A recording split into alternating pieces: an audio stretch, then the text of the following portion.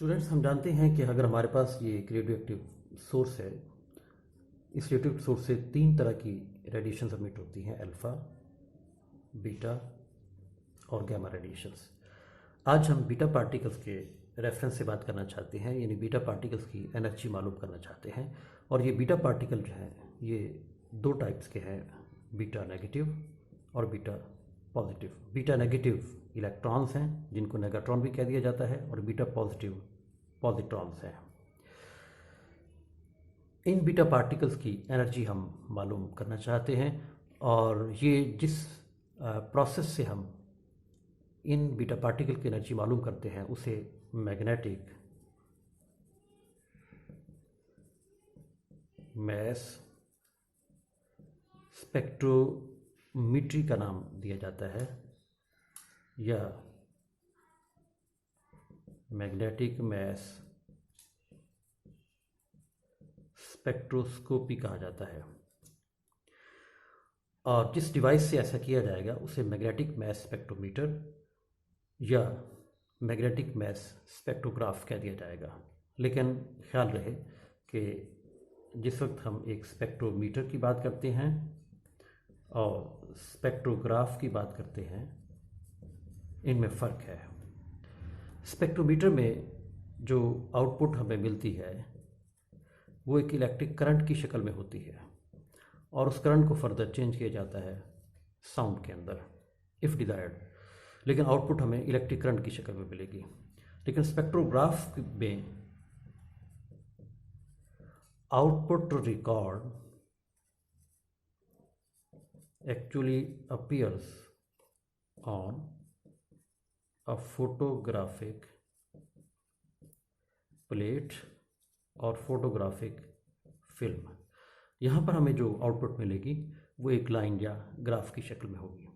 अब यहाँ पे हम एक टिपिकल मैस स्पेक्ट्रोमीटर की बात करते हैं, लेकिन इससे पहले हम देखते हैं इस सारे प्रोसेस की, जिस वक्त हमने बीटा पार्टिकल की एनर्जी एक मैग्नेटिक स्पेक्ट्रोमीटर से मालूम करनी है, तो इसकी ब्लॉक डायग्राम वो क्या बनेगी वो हम देखते हैं। Block diagram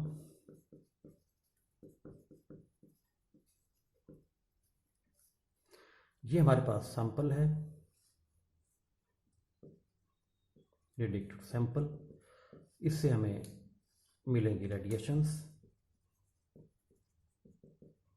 beta particles. इन बीटा पार्टिकल को सेंड किया जाएगा एक एनालाइजर में। वो एनालाइजर यहाँ पे मैग्नेटिक स्पेक्ट्रोमीटर है। उनको फिर डिटेक्ट किया जाएगा एक डिटेक्टर के ज़रिए। ये एक गाइगर-मूलर काउंटर हो सकता है, और जो फिर डाटा मिलेगा उसको एनालाइज किया जाएगा।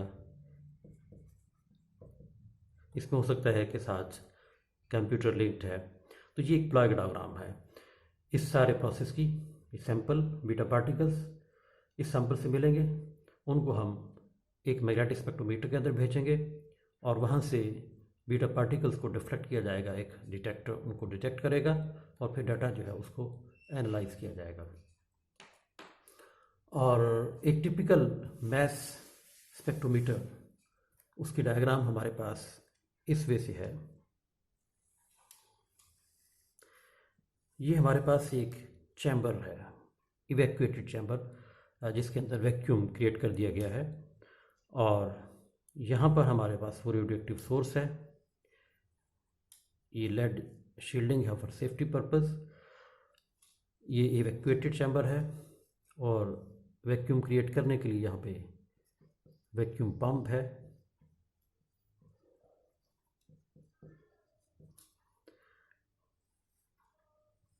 यहाँ पर हमारे पास एक डिटेक्टर है।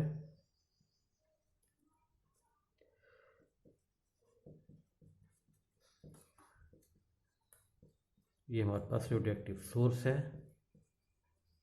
लेड शील्डिंग है, और यहाँ हमने मैग्नेटिक फील्ड अप्लाई कर दिया है, which is directed into the plane of paper.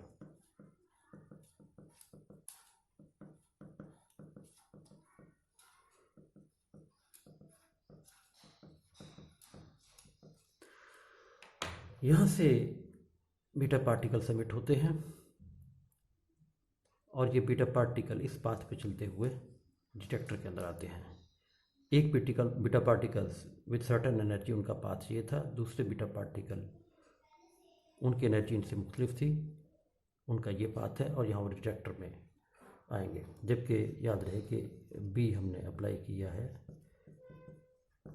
Into the paper. अब बीटा पार्टिकल जब यहाँ से मुख्तलिफ एनर्जीज़ के बीटा पार्टिकल्स हैं वो एमिट होते हैं, जहाँ पे वो बीटा पार्टिकल जिनकी एनर्जी ज़्यादा है वो कम डिफ्लेक्ट होते हैं और वो बीटा पार्टिकल जिनकी एनर्जी कम थी वो ज़्यादा डिफ्लेक्ट होते हैं।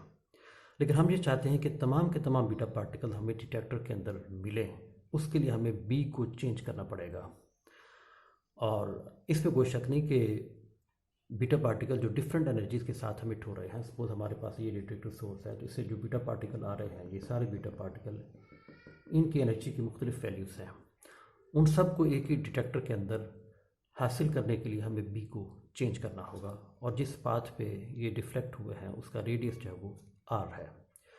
अगर बीटा पार्टिकल का मैस एम है, उनकी वेलोसिटी वी है, तो हम देखते हैं कि अगर ये बीटा पार्टिकल यहाँ से एमिट हुए हैं और यहाँ पे जाके इनको डिटेक्ट किया गया है, तो ये जो डिफ्लेक्टिंग फोर्स थी actual magnetic force F that was equal to Q V cross B,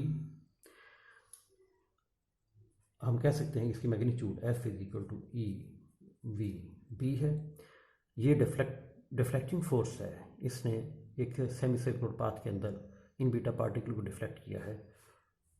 तो डेफिनेटली ये फोर्स सेंटीपिटल फोर्स के तौर पे एक्ट कर रही है। सेंटीपिटल फोर्स होती है M V square over R, ये हमें इस फोर्स से मिल रही है, ये इक्वल आ जाएगी E V B.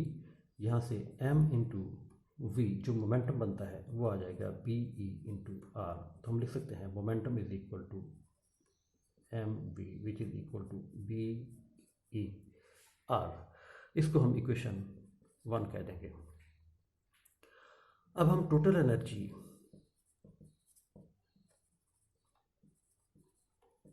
Of beta particles वो हम लिख सकते हैं total energy of beta particle is equal to energy in motion plus rest mass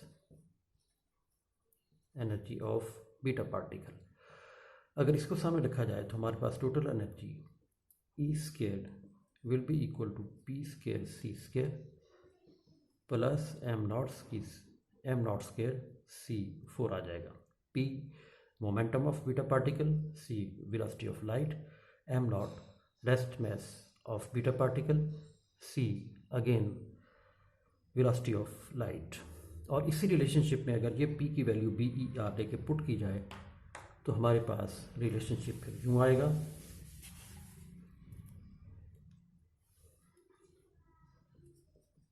E square will be equal to B square E square R square C square plus M not square C 4। यहाँ से E हमारे पास होगा B square E square R square C square plus M not square C 4 पार half आ जाएगी, ये equation 2 आ जाएगी। It is relativistic energy relationship for beta particle. अब अगर काइनेटिक एनर्जी की हमें बात करनी है तो काइनेटिक एनर्जी को टी लिखा जाता है, वो इक्वल होगी E total energy minus rest mass energy M not C square. यहाँ से T will be equal to E की वैल्यू इस इक्वेशन 2 से हम पुट करते हैं, वो हमारे पास है B square E square R square C square plus M not square C 4 power half minus M not C square, ये इक्वेशन 3 आ जाएगी। अब ये इक्वेशन 2 ये हमें total energy of beta particle देगी और इक्वेशन 3 से हमारे पास आएगी काइनेटिक एनर्जी। ये एक ब्रीफ डिस्कशन थी determination of beta particle energy जो हम एक मैग्नेटिक मैस स्पेक्ट्रोमीटर से मालूम करते हैं, लेकिन एक्चुअल डिस्कशन इसकी फर्दर चलेगी जिस वक्त हम बीटा पार्टिकल स्पेक्ट्रम की बात करेंगे। जो 2 तरह के स्पेक्ट्रम हैं वो फिर हम नेक्स्ट देखते हैं।